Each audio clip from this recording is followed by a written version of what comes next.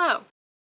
Welcome back to my channel. Today I want to talk about some of my favorite books. I've recently gone through my Goodreads shelves. I have a favorite shelf. It hasn't been updated in a while, but I was going through there and I noticed there's a lot of books that I considered favorites at the time that don't really qualify as a favorite for me. And then I started thinking, what makes a favorite book for me? And I don't really have much criteria. I go based off vibes and what I'm still thinking about, what has stuck with me. Like sometimes I think about books days, weeks, months, years later, and I've gathered a list of 10 books off of my shelves, which took me a moment because my shelves are a little weird. Not these ones, I have one behind you. Also, I thought this video would be a good idea. You'd be able to see a little bit more about my reading taste, get to know a little bit more about me. So let's get started. The first book I want to talk about is Easy by Tamara Weber. I read this in 2012, back when I started getting into reading. I believe I saw it on a Facebook ad and the little tagline kind of hooked me, and I got it like that night, read it all the way through. It's kind of one of the first books that I read all the way through. It's about a girl named Jacqueline who follows her high school boyfriend to college, and he decides to break up with her pretty early on because he wants to date other women because he's in a frat and, you know, he has that mentality. And as she is leaving a frat party one night, she gets assaulted by one of her ex's frat brothers, and someone comes in and saves her. And slowly throughout the book, she kind of comes into her own and she's able to like find herself as not someone's girlfriend. And I really appreciated a story like this at that time. I believe I've read all of this author's books and I really enjoy all of them. I've read this entire series. Wait, I lied. I think I have one more to read from her other series. But again, I haven't read this in 12 years. I don't know if it still like holds up in today's time. I kind of want to reread it, so we'll see if that's something that I do. But this has been one of my favorites for a while. The next book that I want to talk about is The Lake of Dead Languages by Carol Goodman. That's who this is, right? By Carol Goodman. This was recommended to me by a friend in college who I believe she said it was one of her favorite books, and she had it on her shelves. Can't remember if she lent it to me. I do know that I read it on a trip. I believe I read it on a hockey trip, just on the bus, and I realized how big of a dark academia fan I am. This is about a woman who attended a school when she was younger, and she goes back to teach at that school, and there's secrets, there's twists. She's trying to figure out what happened to her old roommate. It was a good time. This is one I want to reread. This got me into dark academia, and I didn't even know what that genre was at the time. I read this in like 2009. No, in 2010. Wow, that was so long ago. And the vibes of it has stuck with me. I still remember the twist of this story. I remember nothing else except how I was feeling while reading it, and it's just in the back of my mind kind of on repeat whenever I think about this book. I am still looking for a book to give me this same vibe. Any recommendations? Totally welcome. The third book on my little pile, The Sea of Tranquility by Katja Mille. I'm probably butchering names. I'm gonna be honest. I read this also over 10 years ago. This is about two high schoolers. One went through something very traumatic. The other is going through something traumatic. I'm not really selling these that well. Nastya has started a new school in her senior year, and she meets Josh, who I believe is her neighbor. He is really into woodworking. He's also taking care of his grandfather, who is very near death. They kind of form a weird friendship that he's a little weirded out by, but Nastya kind of won't go away, and he just kind of accepts her in his life. It's, in my opinion, it's a little cute. It's a little annoying as well if I were in that situation, but at some point he builds her a chair, and I just fell in love with this book at that moment because that was his way of just being like, I accept you here if you're not going anywhere. I have tried to reread this. Like, I want to erase this from my brain and reread it. I haven't seen this author like release anything else, and I would totally be down to read more from this author. Okay, Warm Bodies. Fun thing. I have the most irrational fear of zombies. It doesn't make any sense. I don't like going outside at night because I fear there are zombies there. But Warm Bodies. Loved it. I'm sure we know what warm bodies are about, but one day a zombie wakes up just, you know, wants some brains, meets up with some other zombies in search of brains, comes across a group of survivors, starts, you know, doing what zombies do, but he falls in love. And then the rest of the book just follows that. A zombie in love. Did this help my zombie fears? No. But I did watch the movie. I also read the prequel.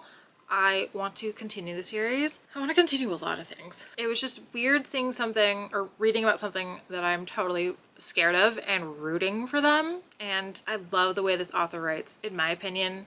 So poetic, so beautiful. It's one of my faves. Okay, next, Before I Fall by Lauren Oliver. Now, I've read one book by Lauren Oliver before this.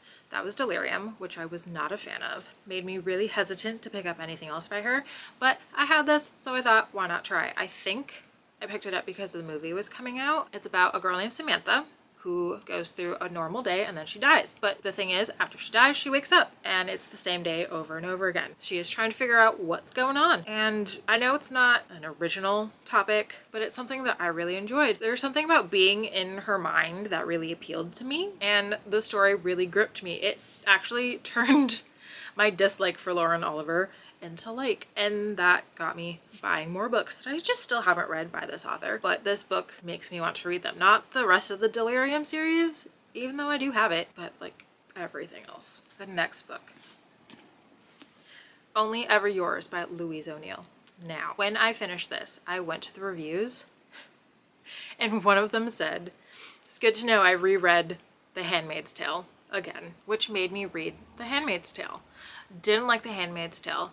Loved this. This is about Frida and Isabel, who are friends. And then one year, when they're 16, it's time for them to kind of get matched up. They are kept in like a facility where they're trying to be made into like the perfect women. And if they can't become the perfect women and wives, then they have to become breeders or birthers or something. And if they can't do that, then they become something else. But one of the friends comes back totally different, and the other friend is succeeding. Or is she? This was fantastic. At the time, I loved it so much. I wanted to read it while on the clock. I wanted to read this. I was a cashier at the time. I just wanted to take this to my to my register and just ignore customers and read this. Being in this world was so fascinating to me. More fascinating to me than The Handmaid's Tale. I totally get the similarities because they are pretty much the same book, but this one's better in my opinion. This one should not be surprising to anybody, but The Seven Husbands of Evelyn Hugo. We know what it's about. You know what it's about. I know what it's about. It's everywhere. This, for the longest time, I was saying, was my favorite book. Now it's kind of tied. There's a three-way tie happening. I'm sure you know this is about Evelyn Hugo and her 7 husbands and why she has 7 husbands. I don't like historical anything. Even though this doesn't take place that far away, I don't like anything that really isn't contemporary. But this had me hooked. I remember reading this at the beginning of 2019 and I wasn't moving.